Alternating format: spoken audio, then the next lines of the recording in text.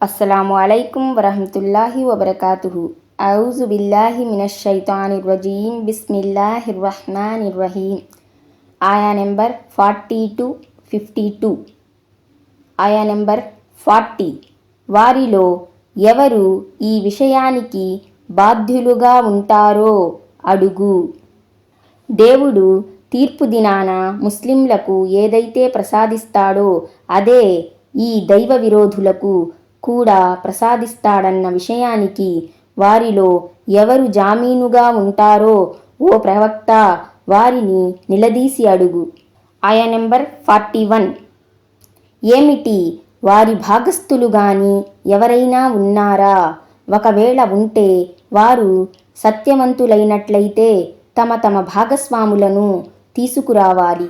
పోనీ వాళ్ళు కల్పించుకున్న భాగస్వాములు చిల్లర దేవుళ్ళు వాళ్లకు అండగా నిలబడి వాళ్లకు మంచి స్థానాలు ప్రసాదిస్తారా? అలాంటి భాగస్వాములెవరైనా ఉంటే వారిని తీసుకురమ్మను. వారు తమ వాదనలో సత్యవంతులైతే ఈ సవాలును స్వీకరించాలి. ఆయా నెంబర్ 42. ఏ రోజున పిక్క విప్పబడుతుందో అప్పుడు వారు సాష్టాంగ ప్రణామం సజదా కొరకు పిలువబడతారు, కానీ వారు సాష్టాంగ పడలేరు. పిక్క విప్పబడటం అన్న పదాన్ని కొంతమంది అనువాదకులు ప్రళయ దినం నాటి గడ్డు సమయం అన్న అర్థంలో తీసుకున్నారు. కానీ ఈ నేపథ్యంలో ఉన్న ఒక ప్రామాణిక హదీసు గమనించదగినది. ఈ హదీసు ప్రకారం ప్రళయ దినాన అల్లా తన పిక్కను విప్పుతాడు. ఆ విప్పటం అనేది ఆయన ఔన్నత్యానికి వైభవానికి అనుగుణంగా ఉంటుంది.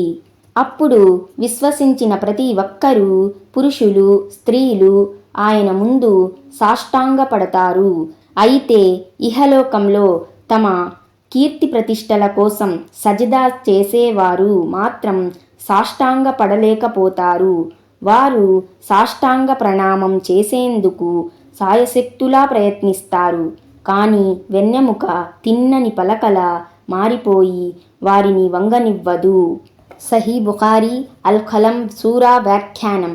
ఇంతకీ దేవుని ఈ పిక్క ఎలా ఉంటుంది? అదెలా విచ్చుకుంటుంది?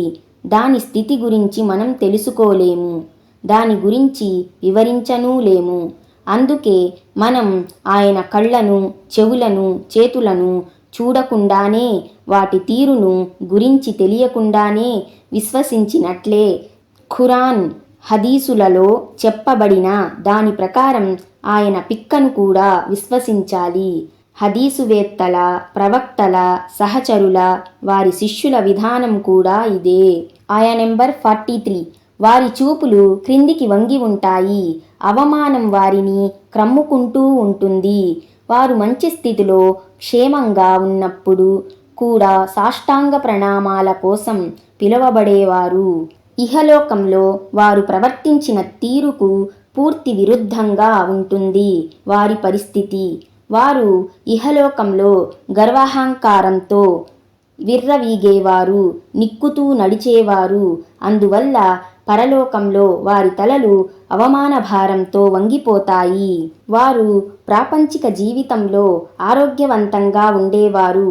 దైవారాధన చేయకుండా ఉండటానికి ఏ వస్తువు అడ్డు తగలలేదు. అయినప్పటికీ వారు ఇబాదత్, దైవారాధన విషయంలో నిర్లక్ష్యం వహించారు. ఆయా నెంబర్ 44. సరే, ఇక నన్ను, ఈ విషయాన్ని ధిక్కరించే వారిని వదిలిపెట్టు. మేము వారిని వారికి ఏమాత్రం తట్టని రీతిలో క్రమక్రమంగా పతనం వైపు లాగుతూ పోతున్నాము. అంటే, ఓ ప్రవక్త, వాళ్ల సంగతి నేనొక్కణ్ణే చూసుకుంటాను కాబట్టి నీవు విచారించకు. ఈ గడువు ఇవ్వటం గురించి దివ్య ఖురాన్లో ఎన్నో చోట్ల చర్చించడం జరిగింది. హదీసులలో కూడా దీని వివరాలు వచ్చాయి. వ్యక్తులు లేక జాతులు అవిధేయులుగా మారినప్పటికీ ప్రాపంచికంగా వారికి ఆస్తిపాస్తులు పుష్కలంగా లభించినంత మాత్రాన దేవుడు వారిని అనుగ్రహిస్తున్నాడని అనుకోరాదు. దేవుని ప్రణాళిక అనుసరించి అది వారికి ఇవ్వబడిన గడువు, అవకాశం. చివరకు దేవుడు వారి భరతం పట్టాలని నిశ్చయించుకున్నప్పుడు వారిని ఆదుకోగలిగే వారెవరూ ఉండరు. ఆయా నెంబర్ 45. నేను వారికి కొంత గడువు ఇస్తాను. నిశ్చయంగా నా వ్యూహం చాలా గట్టిది. ఇంతకు ముందు వచ్చిన ఆయతులో 44వ ఆయతులో చెప్పబడిన విషయమే మళ్ళీ తాకీదు చేయబడింది. ఖైద్ అంటే రహస్య వ్యూహం, ఎత్తుగడ, తంత్రం అని అర్థం. సదుద్దేశంతో వ్యూహం పన్నటంలో ఏమాత్రం తప్పు లేదు. అయితే దీనిని పన్నాగం, వ్యూహం, పథకం, ఉపాయం అన్న సకారాత్మక అర్థాల్లోనే తీసుకోవాలి. ఆయా నెంబర్ 46. ఓ ప్రవక్త, నువ్వు వారి దగ్గర ఏదన్నా వేతనం అడుగుతున్నావా? మరి దాని భారంతో వారు కృంగిపోతున్నారా? ఈ మాట అంతిమ దైవ ప్రవక్త సల్లల్లాహు అలైహి వసల్లంను ఉద్దేశించి చెప్పబడినప్పటికీ నిజానికది ఆయన్ని విశ్వసించని జనులకు హెచ్చరిక వంటిది. ఆయా నెంబర్ 47. పోనీ వారి వద్ద రహస్య జ్ఞానం ఉందా? తద్వారా వారు లిఖిస్తున్నారా? అగోచర జ్ఞానం వాళ్ల ఆధీనంలో ఉందా? లోహె మహఫూజ్ వాళ్ల చెప్పు చేతల్లో ఉందా? దాన్నుండి తమకు కావలసిన దానిని వాళ్ళు నకలు చేసుకుంటున్నారా? అందుకే నీకు విధేయత చూపవలసిన అవసరం లేదని వారు భావిస్తున్నారా? ముమ్మాటికీ కాదు అన్నదే దీని సమాధానం. ఆయా నెంబర్ 48. కనుక ఓ ప్రవక్త, నీవు నీ ప్రభువు నిర్ణయం జరిగే వరకు ఓపిక పట్టు. చేపవాని మాదిరిగా అయిపోకు. అప్పుడతను దుఃఖితుడై మమ్మల్ని మొరపెట్టుకున్నాడు. కాబట్టి ఓ ముహమ్మద్ సల్లల్లాహు అలైహి వసల్లం, నీవు నీ సందేశ బాధ్యతలను నిర్వర్తిస్తూ ఉండు. ఈ నిందితుల విషయంలో దైవ నిర్ణయం కొరకు ఎదురు చూస్తూ ఉండు. వాళ్ళ ఆగడాలపై ఆవేదన చెందకు. చేపవాడు అంటే హజరత్ యూనుస్ అలైహిస్సలాం. ఆయన తన జాతివారి ధిక్కార వైఖరిని చూసి తల్లడిల్లిపోయారు. వాళ్ల వ్యవహారంలో ప్రభు నిర్ణయం రాకముందే కోపంతో తన జాతివారిని వదిలిపోయారు. తత్కారణంగా సముద్రంలోని చేప ఆయన్ని మింగేసింది. ఆ సమయంలో ఆయన దుఃఖంలో మునిగి సహాయం కొరకు తన ప్రభువును కడుదీనంగా వేడుకున్నారు. ఈ వివరాలు ఇంతకు ముందు వచ్చాయి. ఆయా నెంబర్ 49. అతని ప్రభువు అనుగ్రహమే గనక అతనికి తోడ్పడకుండా ఉంటే నిశ్చయంగా అతను నిందార్హ స్థితిలో కటిక మైదానంలోకి విసిరివేయబడేవాడు. అల్లా హజరత్ యూనుస్ అలైహిస్సలాం గారికి క్షమాపణ వేడుకుని దువా చేసే సద్బుద్ధిని వసగాడు. ఆయన దువా ప్రార్థనను ఆమోదించాడు.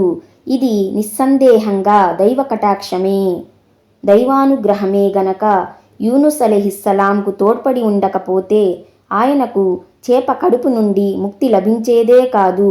ఒకవేళ చేప కడుపు నుండి విముక్తి లభించినా సారవంతమైన చెట్ల తీగెలు కల తీర ప్రాంతంలో ఆశ్రయం లభించేదీ కాదు.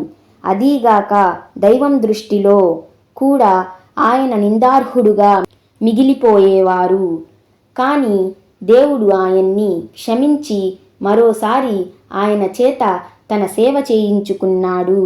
ఆయన్ని తిరిగి ప్రవక్తల జాబితాలో చేర్చాడు. ఆయా నెంబర్ 50. అయితే అతని ప్రభువు అతన్ని మళ్ళీ ఎన్నుకున్నాడు. అతన్ని సజ్జనులలో చేర్చాడు.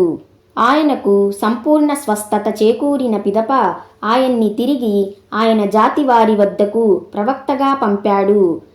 అస్సాఫాత్ సూరాలోని 147వ ఆయతు ద్వారా కూడా ఈ విషయం రూఢీ అవుతుంది.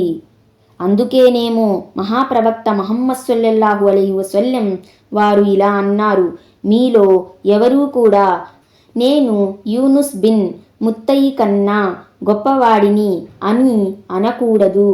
ఆయా నెంబర్ 51. ఈ అవిశ్వాసులు ఖురాన్ను విన్నప్పుడల్లా తమ వాడి చూపులతో నిన్ను జారించి పడివేసినట్లే ఉంటారు.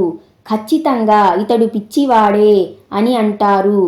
ఓ మొహమ్మద్ సల్లల్లాహు అలైహి వసల్లం, నీకు దేవుని తోడ్పాటు ఉండబట్టి సరిపోయింది, లేకపోతేనా ఈ అవిశ్వాసుల చెడు చూపుల బారిన పడి నీకు దిష్టి తగిలి ఉండేది. ఇమాం ఇబ్నె కసీర్ ఈ ఆయతును ఈ అర్థంలోనే తీసుకున్నారు. ఆయన ఇంకా ఇలా పేర్కొన్నారు, దిష్టి తగలటం దైవాజ్ఞ మేరకు అది ఎదుటివారిని ప్రభావితుల్ని చేయటం సత్యం అన్నదానికి ఇది ప్రబల తార్కాణం. ఈ దిష్టి నుండి సురక్షితంగా ఉండేందుకు కొన్ని దువాలు కూడా విశదీకరించబడ్డాయి. అందుకే మీకేదన్నా వస్తువు అందంగా ఆకర్షణీయంగా కనిపిస్తే మాషా అల్లా లేదా బారకల్లా అనండి అని కూడా తాకీదు చేయబడింది. అలా చెప్పడం వల్ల దిష్టి తగలకుండా ఉంటుంది. అలాగే ఎవరిదైనా దిష్టి తగిలితే అతనికి స్నానం చేయించి ఆ నీరు దిష్టి తగిలిన వ్యక్తిపై పోయండి అని అనబడింది. మరికొంతమంది ఈ ఆయతుకు భావార్థం చెబుతూ వీళ్ళు తమ తీక్షణ వీక్షణాలతో నిన్ను నీ ప్రచార బాధ్యతల నుండి మరల్చాలనుకుంటున్నారు అని అభిప్రాయపడ్డారు. అర్ధరహితమైన వారి ఈ ప్రేలాపనలకు కారణాలు: 1. అసూయ, 2. ప్రజలు దివ్య ఖురాన్కు ప్రభావితులు అవుతారేమోనన్న భయం. అందుకే ఈ అవిశ్వాసులు తమ తీక్షణ వీక్షణాలతో దైవ ప్రవక్త సల్లల్లాహు అలైహి వసల్లంకు హాని కలగచేయటానికి ప్రయత్నించటమే కాక తమ కారుకూతల ద్వారా కూడా ఆయన సల్లల్లాహు అలైహి వసల్లం మనసు నొప్పించేవారు. ఆయా నెంబర్ 52. నిజానికి ఇది ఈ ఖురాన్ సకల లోకాల వారికి అశాంతం హితబోధిని. దివ్య ఖురాన్ అటు మానవులకు ఇటు జిన్నులకు కూడా మార్గదర్శకంగా పంపబడినప్పుడు మరి ఆ దివ్యవాణిని ప్రజలకు వినిపించే ప్రవక్త పిచ్చివాడెలా అవుతాడు? అస్సలాము అలైకుం వరహమతుల్లాహి వబరకాతుహు.